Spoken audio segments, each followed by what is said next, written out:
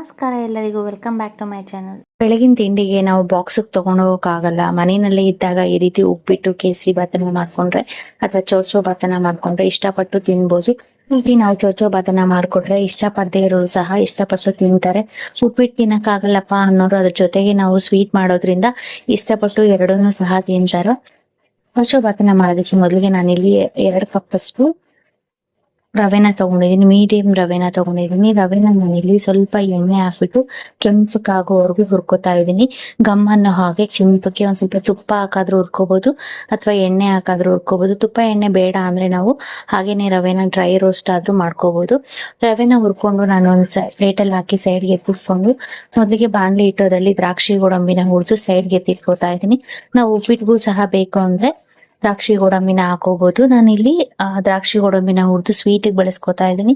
ನಾವು ಉಪ್ಪಿಟ್ಟಿಗೂ ಸಹ ಒಂದ್ ಸ್ವಲ್ಪ ಗೋಡಂಬಿ ಹಾಕಿದ್ರೆ ತಿನ್ಬೇಕಾದ್ರೆ ಸಿಕ್ಕರೆ ಟೇಸ್ಟ್ ಚೆನ್ನಾಗಿರುತ್ತೆ. ಮೊದಲಿಗೆ ತುಪ್ಪ 1 ಸ್ಪೂನ್ ಅಷ್ಟು ತುಪ್ಪ ಹಾಕಿ ದ್ರಾಕ್ಷಿ ಗೋಡಂಬಿನ ಹುರ್ಕೊಂಡಾದ್ಮೇಲೆ ಇದನ್ನ ಸೈಡ್ಗೆ ಇಟ್ಕೊಂಡು ಅದೇ ಬಾಣ್ಲಿನಲ್ಲಿ ನಾನೀಗ ಉಪ್ಪಿಟ್ಟು ಮಾಡ್ಕೊತಾ ಇದೀನಿ. ಚೌಚೌ ಬಾತ್ಗೆ ಅದೇ ತುಪ್ಪಕ್ಕೆ ನಾನು 1 ಸ್ಪೂನ್ ಅಷ್ಟು ಸಾಸಿವೆ ಹಾಕೊಂಡಿದೀನಿ. ಸಾಸಿವೆ ಜೊತೆಗೆ ನಾನಿಲ್ಲಿ ತುಪ್ಪ ಸ್ವಲ್ಪ ಕಮ್ಮಿ ಅನಿಸ್ತು ನನಗೆ, ಅದಕ್ಕೆ ಎಣ್ಣೆ ಒಂದ್ ಸ್ವಲ್ಪ ಹಾಕೋತಾ ಇದೀನಿ. ಎಣ್ಣೆನಲ್ಲಾದ್ರೂ ಮಾಡ್ಕೋಬಹುದು, ನಾವು ತುಪ್ಪ ಹಾಕೊಂಡಾದ್ರು ಸಹ ಸ್ವಲ್ಪ ತುಪ್ಪ ಸ್ವಲ್ಪ ಎಣ್ಣೆ ಹಾಕೊಂಡಾದ್ರು ಉಪ್ಪಿಟ್ಟನ್ನ ಮಾಡ್ಕೋಬಹುದು.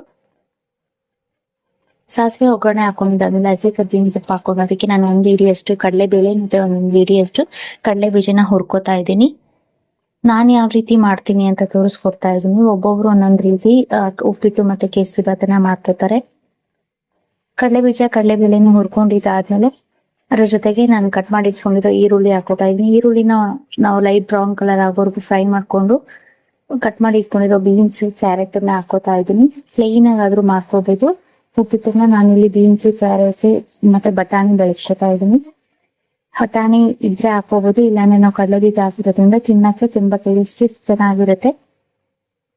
ಬೀನ್ಸ್ ಕ್ಯಾರೆಟ್ ಮತ್ತೆ 1 ಟೊಮ್ಯಾಟೊ ಹಾಕೊಂಡು ರುಚಿಗೆ ತಕ್ಕಷ್ಟು ಉಪ್ಪು ಹಾಕಿ ಟೊಮ್ಯಾಟೊ ಸ್ವಲ್ಪ ಸಾಫ್ಟ್ ಆಗಿ ಬೀನ್ಸ್ ಕ್ಯಾರೆಟ್ ಅನ್ನ ಎಣ್ಣೆನಲ್ಲಿ ಒಂದ್ ಸ್ವಲ್ಪ ಹೊತ್ತು ಹುರ್ಕೋಬೇಕು. ಒಂದ್ ಅರ್ಧ ಬೇಯುವವರೆಗೂ ನಾವು ಎಣ್ಣೆನಲ್ಲಿ ಹುರ್ಕೊಂಡು ನಾವು ಆಲ್ರೆಡಿ ನೀರನ್ನ ಕಾಯಿಸಿಟ್ಕೊಂಡಿದ್ವಿ. ನಾವು ತಣ್ಣೀರ್ ಹಾಕೋದ್ರಿಂದ ಟೈಮ್ ತಗೊಳುತ್ತೆ ನಮ್ಗೆ.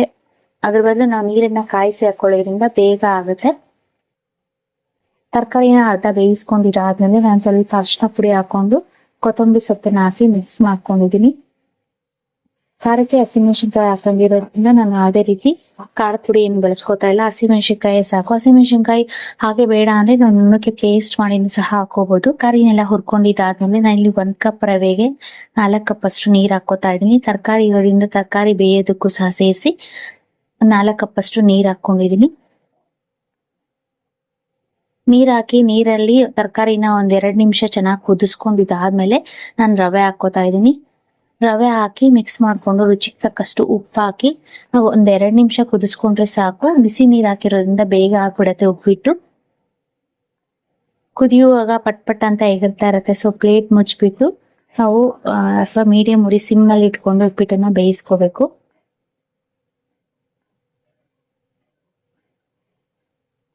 ಮಿಕ್ಸ್ ಮಾಡ್ಕೊಂಡು ಪ್ಲೇಟ್ ಮುಚ್ಚಿ ನಾನು 1-2 ನಿಮಿಷ ಹಾಗೆ ಬಿಟ್ರೆ ಉಪ್ಪಿಟ್ಟು ಗಟ್ಟಿ ಆಗ್ಬಿಡುತ್ತೆ. ಉಪ್ಪಿಟ್ಟು ರೆಡಿ ಆಯ್ತು. ಇದ್ರ ಜೊತೆಗೆ ನಾನು ಇವತ್ತು ಕೇಸರಿ ಬಾತನ್ನು ಸಹ ಮಾಡ್ಕೊತಾ ಇದ್ದೀನಿ. ಲಾಸ್ಟ್ ಅಲ್ಲಿ ನಾವು ಒಂದ್ ಸ್ವಲ್ಪ ತುಪ್ಪ ಹಾಕಿ ಮಿಕ್ಸ್ ಮಾಡ್ಕೊಂಡ್ರೆ ತಿನ್ನೋದಕ್ಕೆ ಟೇಸ್ಟ್ ಆಗಿರುತ್ತೆ, ಸಾಫ್ಟ್ ಆಗೂ ಸಹ ಇರುತ್ತೆ. ಕೇಸರಿ ಬಾತ್ ಮಾಡೋದಕ್ಕೆ ಪಾತ್ರೆ ಇಟ್ಕೊಂಡು ಅದಕ್ಕೆ ನಾನಿಲ್ಲಿ 1 ಕಪ್ ಅಷ್ಟು ನೀರನ್ನ ಹಾಕೊಂಡಿದೀನಿ. ನಾನಿಲ್ಲಿ ಯಾವ ಕಪ್ಪಲ್ಲಿ ರವೆ ತಗೊಂಡಿದ್ನೋ ಆವಾಗಲೇ ಉಪ್ಪಿಟ್ಟು ಮಾಡೋದಕ್ಕೆ ಅದೇ ಕಪ್ಪಲ್ಲಿ 1 ಕಪ್ ಅಷ್ಟು ರವೆ ತಗೋತಾ ಇದೀನಿ. 1 ಕಪ್ ರವೆಗೆ 4 ಕಪ್ ಅಷ್ಟು ನೀರ್ ಹಾಕೋತಾ ಇದೀನಿ. ನೀರನ್ನ ಹಾಕಿ ಅದ್ರ ಜೊತೆಗೆ ಒಂದು ಅರ್ಧ ಕಪ್ ಅಷ್ಟು ಹಾಲನ್ನ ಸೇರಿಸ್ಕೊಂಡು ಹಾಲು 1-2 ಕುದಿ ಬಂದ್ಮೇಲೆ ನಾನು ಇದಕ್ಕೆ ರವೆ ಸೇರಿಸ್ಕೊಂಡಿದೀನಿ. ರವೆ ಸೇರಿಸ್ಕೊಂಡು 1-2 ನಿಮಿಷ ರವೆ ಸ್ವಲ್ಪ ಬೇಯುವವರೆಗೂ ಬೇಯಿಸ್ಕೋಬೇಕು. ನಾನಿಲ್ಲಿ ಮೀಡಿಯಂ ರವೆನೆ ತಗೊಂಡಿದೀನಿ. ಕೆಲವರು ಚಿರೋಟಿ ರವೆನಲ್ಲೂ ಸಹ ಮಾಡ್ಕೋತಾರೆ, ಸಾಫ್ಟ್ ಆಗಿರುತ್ತೆ ಅಂತ. ರವೆ ಬೆಂದು ಈ ರೀತಿ ಸ್ವಲ್ಪ ಮೀಡಿಯಂ ಆಗಿ ಗಟ್ಟಿ ಆದ್ಮೇಲೆ ನಾನು ಅದಕ್ಕೆ ಸಕ್ಕರೆ ಸೇರಿಸ್ಕೊತಾ ಇದ್ದೀನಿ. ಸಕ್ಕರೆ 1 ಕಪ್ ಅಷ್ಟು ಸಕ್ಕರೆ ಹಾಕೊಂಡಿದೀನಿ. ಸಕ್ಕರೆ ಬೇಡ ಅಂದ್ರೆ ನಾವು ಬೆಲ್ಲನೂ ಸಹ ಹಾಕೋಬಹುದು. ಸಕ್ಕರೆ ಕರಗಿ ರವೆ ಜೊತೆ 1-2 ಕುದಿಸ್ಕೊಂಡಾದ್ಮೇಲೆ ನಾನು ಇದಕ್ಕೆ 1 ಸ್ಪೂನ್ ಅಷ್ಟು ಏಲಕ್ಕಿ ಪುಡಿ ಹಾಕೊಂಡಿದೀನಿ. ಮತ್ತೆ 1 ಚಿಟಿಕೆ ಅಷ್ಟು ಕೇಸರಿ ಕಲರ್ ಹಾಕೋತಾ ಇದೀನಿ. ಕಲರ್ ಹಾಕಿ ಮಿಕ್ಸ್ ಮಾಡ್ಕೊಂಡು ಸಕ್ಕರೆ ಕರಗಿದ್ದು ಫುಲ್ ಗಟ್ಟಿ ಆಗ್ತಾ ಬಂದಿದೆ. ಈಗ ಲಾಸ್ಟ್ ಅಲ್ಲಿ ನಾನು ಇದಕ್ಕೆ ದ್ರಾಕ್ಷಿ ಗೋಡಂಬಿ ಸೇರಿಸ್ಕೊತಾ ಇದ್ದೀನಿ. ಇಟ್ಕೊಂಡಿರೋ ದ್ರಾಕ್ಷಿ ಗೋಡಂಬಿ ಸೇರಿಸಿ ಒಂದ್ 2-3 ಸ್ಪೂನ್ ಅಷ್ಟು ತುಪ್ಪ ಹಾಕೋತಾ ಇದೀನಿ. ತುಪ್ಪ ಹಾಕಿ ಮಿಕ್ಸ್ ಮಾಡ್ಕೊಂಡು ನಾವು ಸ್ಟವ್ ಆಫ್ ಮಾಡ್ಕೊಂಡ್ರೆ ಕೇಸರಿ ಬಾತು ರೆಡಿ ಆಗುತ್ತೆ. ಈ ರೀತಿ ಸಿಂಪಲ್ ಆಗಿ ಮನೆಯಲ್ಲಿ ಚೊಚ್ಚೋ ಬಾತನ್ನ ಮಾಡ್ಕೋಬಹುದು. ಸಾಫ್ಟ್ ಆಗಿರುತ್ತೆ. ನಾನಿಲ್ಲಿ ಒಂದ್ ಸ್ವಲ್ಪ ನೀರನ್ನ ಜಾಸ್ತಿನೇ ಹಾಕೊಂಡಿದೀನಿ. ಸಾಫ್ಟ್ ಆಗಿ ಮಾಡ್ಕೊತಾ ಇದೀನಿ ಕೇಸರಿ ಬಾತನ್ನ.